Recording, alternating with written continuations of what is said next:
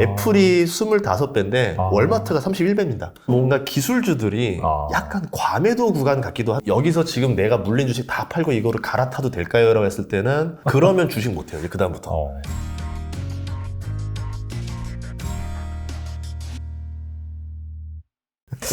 그럼에도 불구하고 좀 최근 시장이 안 좋잖아요. 안 좋죠. 그리고 이게 사실 코스피 지수가 오르기 위해서는 네. 역사적으로 봤을 때는 외국인이 돌아와서 사줘야 되거든요. 근데 지금 환율이 아시다시피 거의 뭐 1,300원을 뚫을 기세입니다. 그래서 이거 환율 언제쯤 안정화될 수 있을까요? 제가 생각하는 원래 상단 밴드는 1200단이었었어요. 그러니까 일반적으로 역사적으로 큰 변수가 없으면 1200 위를 돌파했다가 일시적으로 바로 내려왔거든요. 그러면 이 1200점에서는 위로 돌파하는 시간이 그렇게 길진 않을 것이다라고 봤는데 길어졌죠. 예. 상당히 길어졌어요. 1300까지 거의 가까이 갑니다. 그거는 거의 코로나 때 준하는 정도의 위기가 왔다라는 거거든요. 그쵸. 예, 그렇게 되면서 이제 뭐 외국인 투자자들도 싹 빠져나간 거고, 우리가 생각해도 이 정도면은 코스피 기업들 싼데 왜 나가지? 거의 뭐 환율이랑 연동되거든요. 그러니까 우선 팔고 다음에 들어오자가 된 것 같아요. 그러면 저도 이거를 뭐 언제 하향될지 예상할 수는 없겠지만 인플레가 꺾이는 시점일 것 같아요. 인플레가 꺾이면 금리 인상 속도가 현저히 둔화될 겁니다. 우리는 지금 베이비 스텝, 그러니까 빅 스텝으로 0.5%를 올릴 거라 예상을 다 하고 있는데 만약에 인플레가 꺾이는 모습이 보이게 되면 그렇게 안 하겠죠. 아니면 이번까지만 하고 앞으로 당분간은 금리 인상 없을 것이다. 뭐 예를 들어서 파월이 그런 말을 하는 순간 이제 미국 달러 지수는 갑자기 급락하는 거고 이제 그럼 있던 돈들이 미국에 머물러 있던 돈들이 다시 신흥국으로 다시 뻗어나가는 거죠. 그러면 이제 신흥국 주가들이 굉장히 저렴한 상태가 됐어요. 뭐 중국이든 한국이든 뭐 지금 뭐 베트남이든 다 저렴해지면서 이제 그쪽으로 투자하려는 돈들이 쏟아질 거예요. 그러면 그때는 우리가 예상하지 못할 정도로 빠르게 급등이 나올 수도 있다는 거죠. 그러면 아까 말한 대로 인플레는 언제 꺾일 것이냐? 아무도 몰라요. 그러니까 다들 우선 팔고 나와보자고 하거든요. 팔고 나왔다가 들어가자인데 그 타이밍을 아무도 모르기 때문에 저도 매도 버튼 안 눌렀다는 게 그런 거예요. 알았으면 저도 눌렀죠. 결과적으로는 인플레가 이제 꺾이는 게 중요하다. 이제 그렇게 볼 수가 있겠고, 그런 차원에서 확실히 좀 인플레 관련 지표 뭐 지속적으로 나오는데 그런 것들 잘 확인할 필요는 있겠네요. 근데 지금 중국 지표가 오늘 오전에 나왔었는데 생각보다 좀 더 높게 나왔어요. 예측치보다. 맞아요. 네네. 그러면은 이제 하나씩 풀어야 돼요. 뭐 예를 들어서 중국의 봉쇄는 언제 풀릴 것이냐, 이게 또 호재 1번인 거고요. 뭐 아니면 미국 같은 경우도 미국의 이제 지표들이 어떻게 떨어질 거냐, 유가가 어떻게 떨어질 거냐, 러시아 우크라 사태가 어떻게 해결될 거냐, 이제 코로나가 이제 어느 정도 다 종료될 거냐. 지금 보면 확진자 전 세계 수치를 봤더니 중국 빼고는 다 이제 잠잠해졌습니다. 신흥국 나라들도 이제 옛날처럼 그렇게 안 하고 그냥 무비자로 관광을 이제 허가하는 나라들이 많이 늘어났거든요. 그런 것들을 봤을 때는 이제 어느 정도 좀 코로나가 한풀 꺾인 게 아닌가.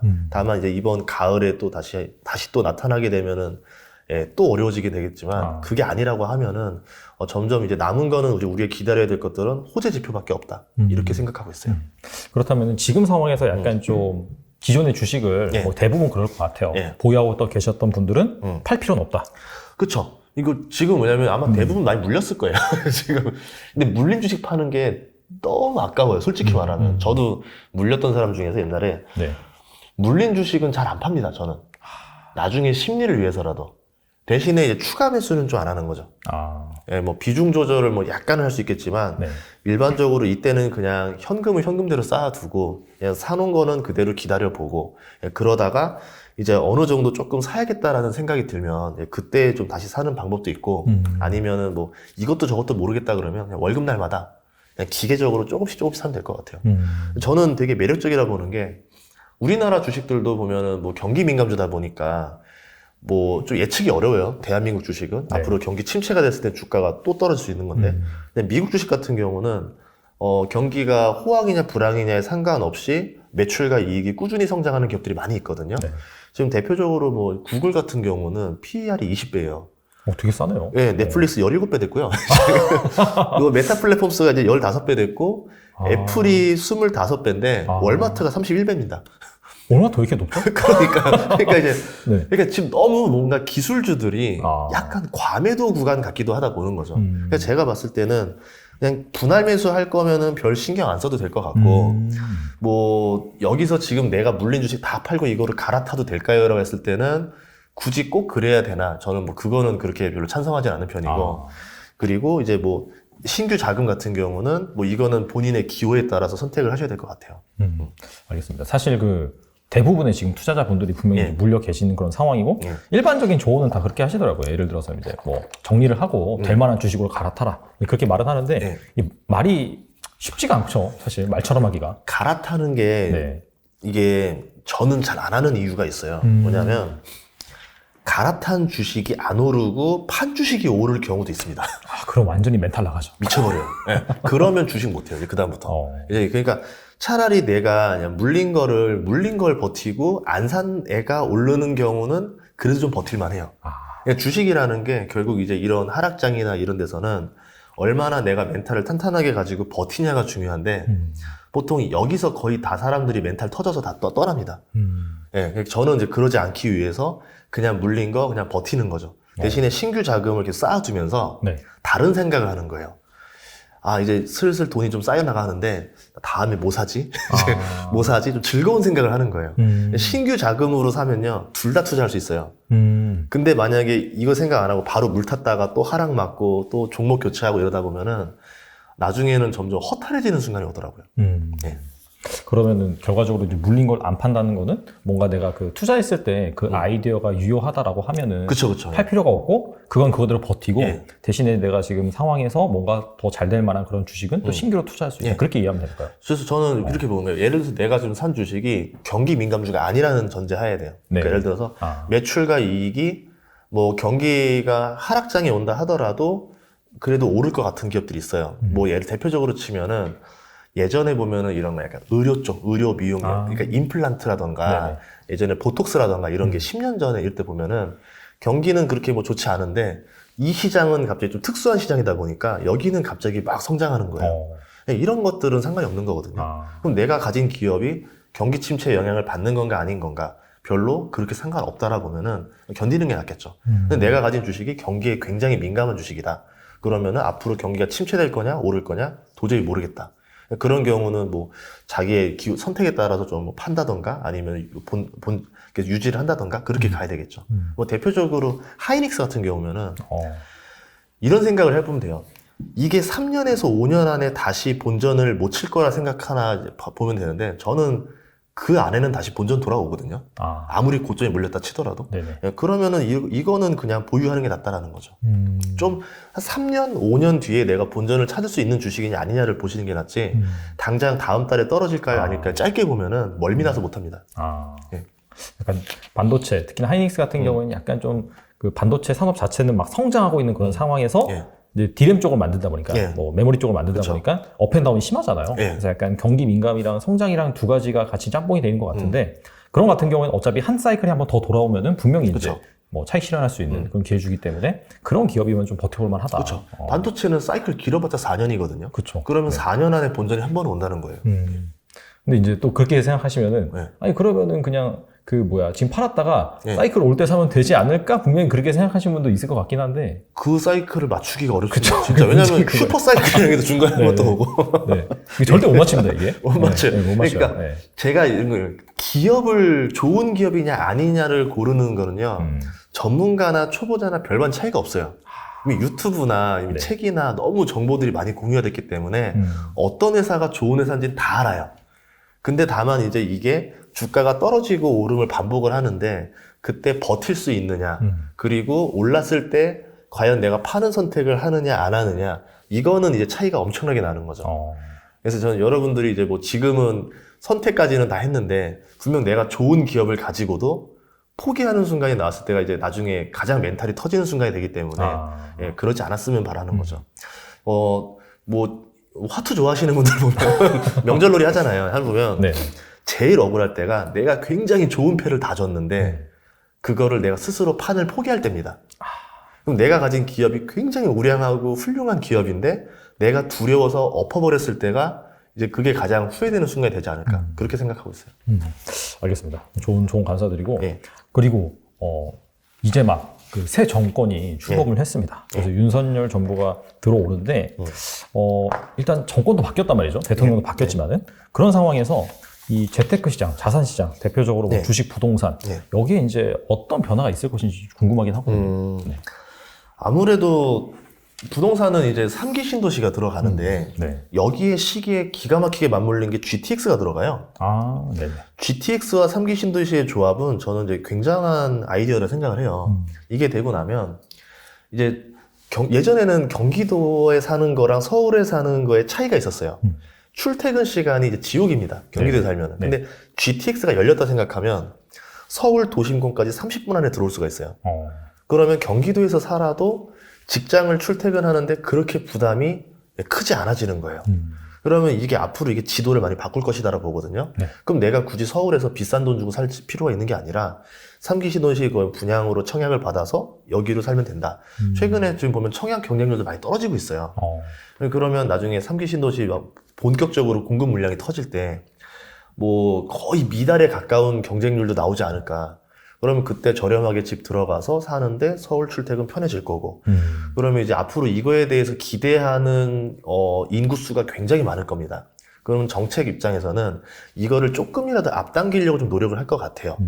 그렇게 되면은 수혜를 보는 회사들이 뭐 GTX 관련주라던가 아니면은 뭐 이제 뭐 신도시 건설 관련주라던가 이런 것들이 있는데 뭐 단순하게 건설사가 좋다 이렇게 보지 말고 그거보다는 이제 조금 더 시가총액이 낮으면서도 좀 특수하게 이런 거에 있을 때 호황이 크게 왔다 떨어지는 기업들이 있어요.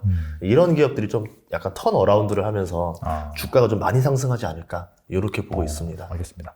결과적으로 미국도 그렇고 우리나라도 그렇고 약간 좀 인프라라든지 좀 그쪽 관련된 쪽이 좋아지는 그런 방향으로 간다 그렇게 볼 수 있겠네요. 그럴 수밖에 없죠. 왜냐하면 지금 경기를 살려야 되는 일들이 됐기 때문에 이럴 경우에는 이제 국가가 좀 약간 인프라 공사에 좀 투자를 많이 해서 돈을 계속 많이 뿌리고 고용을 살리는 일을 해야 되거든요.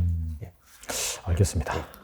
지금까지 약간 좀 정책 관련, 매크로 환경 때문에 약간 좋아질 만한 그런 거에 대해서 말씀해 주셨는데 또 개인 투자자가 사실 뭐 그런 정책이라든지 뭐 정치적인 상황이라든지 그런 것들을 보면서 투자하기가 사실 쉽지는 않잖아요. 그렇죠. 가장 좀 만만하다고 보긴 그렇지만은 그래도 이제 투자와 연결해 볼 수 있는 것이 일상생활 속 투자 아이디어 이런 거 있어요. 그렇죠. 또 그런 것도 잘 하시는 거 유명하시니까 좀 그런 발굴 사례라든지 그런 거 말씀해 주시면서 좀 팁을 주시면 좋을 것 같아요. 뭐 정말 진짜 우연한 일로 했는데 예전에 제가 이제 쉐어하우스 때문에 인테리어를 하면서 그냥 제 이야기들로 하면 인테리어를 하다 보니까 그 주방 환기, 그 주방 팬 환기라고 해서 그 후드라고 하죠. 그렇죠. 렌즈 후드. 이거를 보다 보니까 죄다 하츠 건 거예요. 유명하죠. 하츠가. 왜 하츠 거지? 이러고 하는 저도 외국 건 줄 알았어요. 제가 이제 그걸 사가지고 시공을 해보면서도 그때 가격이 65,000원이었습니다. 렌즈 후드를 사서 제가 달면. 되게 싸다. 이러면서 이렇게 하다 보니까 다 하츠인 이유를 이제 이해가 되더라고요. 그러다가 이제 건설 물량이 크게 터지는 걸 보더니, 하츠라는 회사가 우리나라 회사였구나. 그때 알게 됐고, 그때 주가가 또 이제 확 올라가죠. 물량이 늘어나니까. 하츠라는 회사는 이제 뭐 우리는 B2C로 생각하지만 보통 B2B입니다. 아파트 보통 지을 때 우리 렌즈 후드 한번 들어가면 잘 안 바꿔요. 그러면 아파트를 초반에 공급 물량 쫙 찍어낼 때 이제 하츠 이런 것들이 잘 팔리거든요. 그럼 이 회사가 회사가 어디냐? 벽산건설이에요. 그러니까 이제 건설을 회사가 만드는 또 자회사고 이러다 보니까 이 B2B 쪽에서는 특화돼서 정말 일을 잘합니다. 그래서 우리가 많이 본 게 아닐까 이렇게 싶었던 거죠. 그래서 뭐 경쟁률도 보면은 뭐 경쟁사도 있다라고 하지만 이쪽 입장에서 굉장히 괜찮은 회사여가지고 이걸 봤었던 거고, 그때 또 제가 이제 그 당시 때가 리모델링 붐이 좀 많이 불어서 그 샤시를 많이 바꿨었어요. 이 샤시를 보다 보니까 한화 LNC 뭐라던가 뭐 이제 LG 하우시스라던가 그리고 이건 창호께 되게 많이 유행했었거든요. 그래서 이건 창호 회사 괜찮다. 그랬는데 이 회사가 현대 홈쇼핑으로 팔렸습니다. 그래서 현대 홈쇼핑이라는 회사가 뭐 홈쇼핑 회사인 줄 알겠지만 상당 부분의 매출 비중이 창호에서도 나와요. 근데 이게 또 건자재까지 붙이고 현대백화점이랑 이제 어우러져서 아마 현대백화점 전략을 봤더니 정말 한섬인가요? 그 보니까 인수한 회사의 브랜드 가치를 올려서 단가를 올려버려요. 그래가지고 고급화 전략을 해서 이제 하다 보니까 마진율이 올라갑니다. 그럼 앞으로 이제 건설 호황, 다시 리모델링 호황이 오게 된다고 하면은 현대홈쇼핑도 좋아지지 않을까. 이렇게 역으로 한번 생각을 해봤었어요. 그것도 있었고, 그리고 저는 또 이제 변기를 이렇게 그 화장실 남자분들 보면은 소변기에서 할 일이 없거든요. 그쵸, 뭐 할 일. 그럼 살펴보고 있거든요. 어디 거지 이런 보고 있는데. 할 일을 생각을 안 해봤어요, 제가. 아메리칸 스탠다드라. 아니면은 이제 대림 바스. 아, 맞아요. 대림. 그래서 대림 BNC, 비엔코? 그 회사가 있는데 거기도 시가총액이 되게 낮은데 굉장히 그쪽 그 약간 변기 독일유에서는 또 많이 이렇게 하고 있더라고요. 이런 거 보면서 와, 이 기업도 되게 또 점유율이 높은 기업이네 이런 본 거죠. 그러니까 좀 리모델링 하다가도 이런 것들을 보면서 아, 이런 기업 괜찮네라 본 거고, 페인트도 이런 거 하다 보니까 아, 페인트는 개인적으로 요 회사 게 좀 더 나은 것 같다. 실제로 그 국내 회사도 페인트 회사 많은데 그거보다 이제 미국에 회사가 페인트 회사가 하나 유명한 게 하나 있어요. 그 갑자기 이름이 기억이 안 나는데 리모델링 하시는 분들, 인테리어 하시는 분들은 그 특정 벤자민 무어. 그 페인트 회사 거 많이 쓰거든요. 그럼 앞으로 이제 건설 호황, 특히 미국 같은 경우는 목조주택이다 보니까 내가 사서 페인트 칠을 꾸준히 해줘야 됩니다. 그럼 이랬을 때 벤자민 무어 쪽도 앞으로 수혜를 많이 볼 수 있겠구나. 이렇게 이제 생각을 해봤던 거죠. 이게 뭐 건설 관련해서만도 그랬었고, 뭐 대표적으로 이제 식품 회사들이 지금 되게 많이 좋아졌으니까 다시 한번 얘기를 하면, 제가 자주 가는 마트가 하나 있는데, 슈퍼마켓이 있는데, 3년 동안 거기 종업원분이 저한테 말을 한마디도 안 거셨던 분이었는데요. 모 카레를 딱 사니까, 갑자기 입이 딱 트이시면서, 이거 되게 맛있어요. 이거 먹어봐요. 너무 맛있어. 이러면서 저한테 막 칭찬을 막 하는 거예요. 아, 저분이 3년 동안 저한테 말을 안 걸다 보니 저한테 말을 걸 정도로 이렇게 맛있었구나 했던 게, 그 전지현 씨가 광고하는 커리 있죠. 이거 보면서 요거 신기하다 이렇게 봤었던 게 하나 있었죠. 근데 지금 보면은 식품주들이 요새 예상보다 어닝이 잘 나고 있어요. 식품주를 다시 한번 관심 보면 좋을 것 같고, 제가 마트나 슈퍼 가면 맨날 체크하는 것 중에 하나가 그 가정간편식 매대에 어느 회사가 비중이 점점 늘고 있는지를 보고 있어요. 뭐 당연히 비비고 라인이 가장 많고요, 보통 일반적으로. 10년 전에는 동원 F&B 매대가 좀 많았었어요. 빨리 늘고 있었는데 최근 느껴지는 건 풀무원 쪽 매대 비율이 굉장히 빨리 늘어납니다. 그리고 풀무원 쪽 보면은 그냥 이건 뭐 저만의 기호인지 모르겠지만 이거 괜찮겠네라고 해서 이거 먹고 싶다라고 딱 집는 것들이 대부분 풀무원 거였었어요. 그래서 풀무원들이 고객의 입맛에 맞게 다양한 상품 라인업들을 갖추고 있구나. 그러면 이제 나중에 이게 어느 정도 가격이 오르고 나면은 수익성이 좀 날 수 있겠구나, 이렇게 봤던 것들이 있었죠. 거기에다가 이제 풀무원 같은 경우는 세계에서 두부를 가장 많이 파는 회사입니다. 세계 두부 1위예요. CJ 제일제당 같은 경우는 미국에 있는 슈안스를 인수해가지고 미국 내 또 식품회사 거의 1위를 다투고 있고, 그렇기 때문에 이런 관점으로 보면은 또 매력 있는 회사들이 나오지 않을까 싶습니다. 사실 지금 최근에 그 인플레이션, 고물가도 많이 오르잖아요. 그러면서 점점 이제 가격에 이제 전가시키는 그런 움직임이 나오고 있는데, 그런 상황에서 약간 좀 인플레가 잦아들면서 원자재 가격이 좀 떨어지고, 근데 사실 그 한 번 올린 가격이 안 내려오잖아요. 그렇죠. 그런 걸 좀 본다라고 하면은 방금 말씀하신 그런 아이디어와 잘 결부시켜서 이쪽에서 괜찮은 주식을 또 발굴할 수도 있겠네요. 그럼요. 근데 대신에 이제 이런 것들은 호흡이 좀 길기 때문에. 그렇죠. 뭐 인플레라는 거는 긴 호흡이에요. 뭐 보통 근데 주식 투자하는 사람들이 뭐냐면 오늘 사서 내일 오르던가 오늘 사서 다음 달 안에 올라야 돼요. 그 호흡에는 맞추기 어려운 거죠.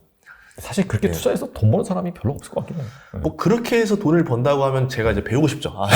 정말 저도 그렇게 벌고 싶어요, 솔직히. 그러니까 투자하는 사람들 마음은 똑같아요. 오늘 사면 내가 매수 버튼 누르자마자 플러스로 나오면서 막 수익이 나야 직성이 풀리는 거거든요. 그렇죠. 그런데 해보다 보니까 그냥 세옹지마가 제일 좋더라, 이런 거죠. 오르면 올라서 좋고 떨어지면 또 언젠가 또 오르겠지, 뭐 이런 식으로 긍정적인 마인드로 그냥 오랫동안 유지하는 게 훨씬 낫지 않을까, 그렇게 생각합니다. 알겠습니다. 저도 사실 약간 슈퍼 심부름을 자주 하는 편인데, 가서 기계적으로 사오는 게 아니라 약간 이 매대 구성이 어떻게 바뀌는지 그런 것들을 좀 잘 살펴보면서 생활 속에서 괜찮은 종목을 발굴하는 그런 아이디어를 접목해보면 좋을 것 같습니다.